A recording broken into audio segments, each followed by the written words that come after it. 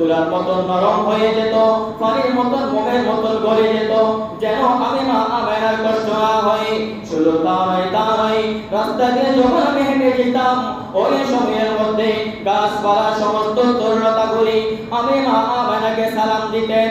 শুধু তা নয়, হযরতে মা আমেনা রাদিয়াল্লাহু তাআলা আনহা বলেন, যখন পানি আনার জন্য কূপের মধ্যে যাইতাম, কূপের পানিগুলো কল কল কল কল করে আওয়াজ করতে করতে, শব্দ করতে করতে একদম নিচ থেকে উপরে উঠে যাইতেন, যেন কূপ থেকে উপরে বাইরে পড়ে যাবেন।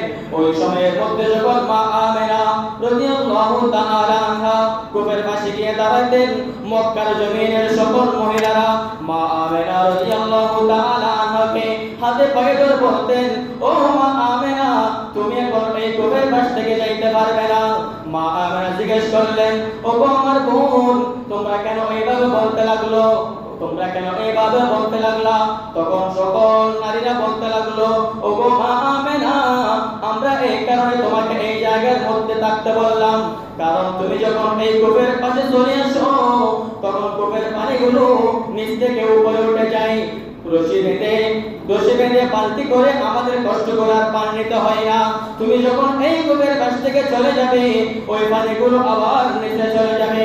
ওই জন্য মক্কার মহিলারা বলতে লাগলো, ও গো মা আমেনা, আমরা যতক্ষণ পর্যন্ত এই কূপ থেকে পানি ভর্তি করব না, ততক্ষণ পর্যন্ত আপনি এই জায়গার মধ্যে দাঁড়িয়ে থাকেন।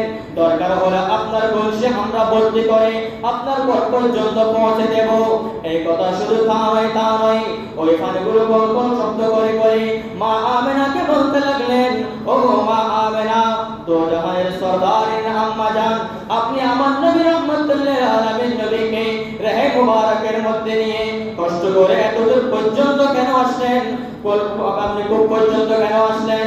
আপনি যদি অর্ডার করতেন, আমি কূপের পানি আপনার ঘরে গিয়ে আপনার কলসি পর্যন্ত ভর্তি করে দিয়ে আসতাম। বড় করে বলুন সুবহানাল্লাহ।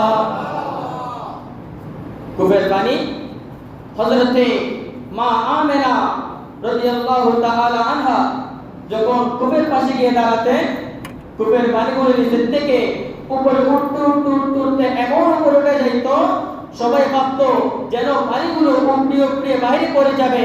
ওই রকম অবস্থা হয়ে যেত।